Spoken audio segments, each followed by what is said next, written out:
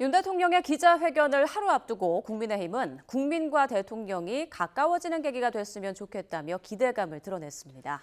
반면 민주당은 윤 대통령이 전 국민 25만 원 지원금 지급과 최상병 특검법 전면 수용을 약속해야 한다고 압박했습니다. 취재기자 연결합니다. 김다연 기자. 네, 국회입니다. 네, 내일이 윤 대통령 취임 2주년 기자회견인데요. 이를 앞둔 여야 정치권 목소리 자세히 전해주시죠. 네, 여당인 국민의힘은 이번 기자회견을 소통 정부로 회복하는 출발점으로 평가했습니다. 국민과 대통령이 가까워지는 계기가 됐으면 좋겠다는 기대감이 나왔습니다.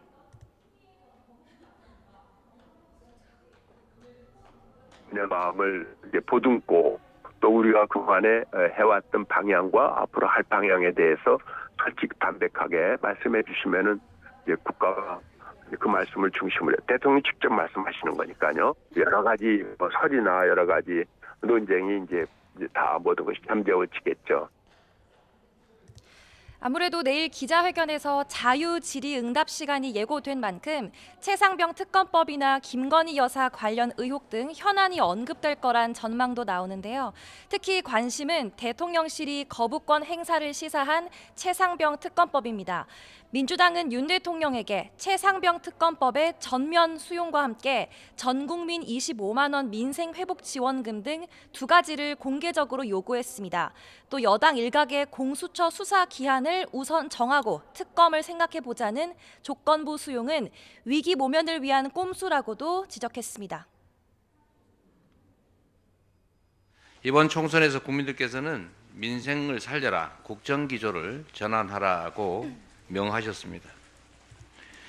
우리 대한민국 국민들이 납득할 수 있는 국정기조의 변화 그리고 민생 중심의 국정으로 희망을 만들어 주시기를 간곡히 당부드립니다. 네, 이런 가운데 지난달 윤 대통령과 이재명 대표와의 영수회담 배경에 비공식 라인이 있었다라는 논란이 확산하고 있는데 어떤 내용입니까? 네, 지난달 29일 윤 대통령과 더불어민주당 이재명 대표의 첫 양자회담이 진행됐죠. 이 회담 성사 배경에 비공식 라인에 물밑 조율이 있었다는 게 의혹의 핵심입니다. 윤 대통령과 친분이 있는 거로 알려진 함성득 경기대 정치전문대학원장과 지난 총선 민주당 공천관리위원장을 맡았던 임혁백 교수의 언론 인터뷰가 논란의 시작이었습니다.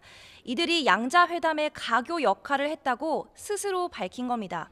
두 사람은 윤 대통령이 이 대표에게 국무총리 후보 추천권을 주겠다와 같은 제안을 했다고도 주장했는데 논란이 커지자 대통령실은 별도 라인은 없었다고 즉각 진화에 나섰습니다. 이에 여야는 격앙된 반응을 내놓고 있습니다. 이 대표 측 핵심 관계자는 YTN과의 통화에서 총선 압승 이후 메신저 역할을 했다고 주장하는 사람들이 우후죽순 나오고 있다며 한마디로 오지랖이라고 비판했습니다.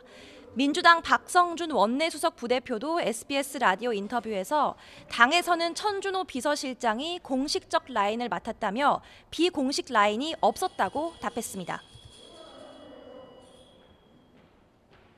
뉴스를 보면서 깜짝 놀란 게 이제 공식 라인, 비공식 라인이 있을 수가 있는데 비공식 라인은 계속 숨어 있어야 되는 거 아니에요? 저는 그분이 정말 그러면 대통령의 뜻을 받들어서 뜻을 담아서 얘기를 진정성 있게 했는지도 좀 궁금하더라고요.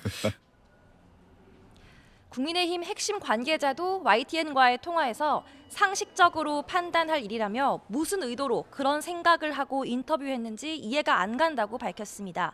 이철규 의원도 SBS 라디오 인터뷰에서 일반론적인 얘기는 오갈 수 있겠지만 중요한 직책이 본인에게 맡겨졌다고 착각한 거라 생각한다고 꼬집었습니다. 그런 분을 통해서 그러한 역할을 맡길 정도로 이 채널이 없는 것도 아니잖아요. 아무리 뭐 하더라도 그런 분을 통해 가지고 그렇게 이 중요한 국사를 이렇게 부탁을 하거나 하셨을 일은 없을 것이다. 이렇게 생각하고 저도 정황을 보면은 그건 아니다. 이렇게 저는 정리하고 싶습니다. 네, 이어서 여야각 정당 상황도 알아보죠. 국민의힘은 당대표 선거 시점을 두고 논란이 일고 있죠. 네, 앞서 황우여 비상대책위원장은 차기 당대표를 뽑기 위한 전당대회가 애초 관측됐던 6월 말에서 한 달 이상 늦춰질 거로 전망했는데요. 8월 전당대회론까지 언급되자 황 위원장은 YTN과의 통화에서 민주당도 8월에 전당대회를 하니까 우리 당도 급한 마음을 갖지 말자는 취지라며 날짜를 딱 정한 건 아니라고 해명했습니다. 다만 당원 100% 전당대회 룰 문제 등과 맞물려서 다양한 해석들이 나오고 있어 논란이 되고 있습니다. 황 위원장은 내일 원내대표가 결정되면 다음 주 월요일에 첫 비대위 회의를 해 구체적인 논의를 이어간다는 계획입니다. 이에 홍준표 대구시장은 SNS에 글을 올려 황 위원장이 당대표 행세를 한다며 선출되지 않고 임명직에 불과한 비대위원장이 당원 당규에 손대는 건 월권이라고 날을 세웠습니다. 이런 가운데 오늘 원내대표 후보들은 잠시 뒤 오후 3시 정견 발표회를 통해 22대 국회 당선인들을 대상으로 막판 표심 잡기에 나섭니다. 출사표를 던진 건 4선 이종배 의원과 3선 추경호, 송석준 의원입니다. 3명의 후보는 모두 관료 출신의 친윤 성향으로 분류되면서도 상대적으로 개파색은 옅다는 평가를 받고 있는데요. 가장 큰 변수는 의원 비율이 높은 영남권과 함께 44명에 달하는 초선 당선인 표심이 될 거란 관측이 높습니다. 정견에서 드러날 후보 개인의 비전과 역량이 중요하게 고려될 거란 분석도 나옵니다. 네, 민주당 상황도 알아보죠. 오늘 국회의장 후보 등록이 마감된다고요? 네, 오늘 오후 6시까지 22대 전반기 국회의장 후보 등록이 진행됩니다. 조정식, 우원식, 정성호 의원과 추미애 당선인의 4파전으로 치러질 전망인데요. 박지원 당선인도 출마를 저울질하고 있어 후보가 5명으로 늘어날 가능성이 있는데 박 당선인은 오늘 아침 유튜브 방송에 출연할 때까지도 아직 결정은 하지 않았다며 가능성을 열어뒀습니다. 대통령에 이어 국가의전 서열 2위인 국회의장은 당적을 가질 수 없지만 친명계로 분류되는 후보들은 탈중립 의장을 표방하며 선명성을 내걸고 있습니다. 오는 16일 22대 당선인 총회에서 경선을 통해 국회의장 후보가 최종 선출되는데 1차에서 과반 득표자가 없으면 1, 2위 후보를 상대로 결선 투표가 진행됩니다.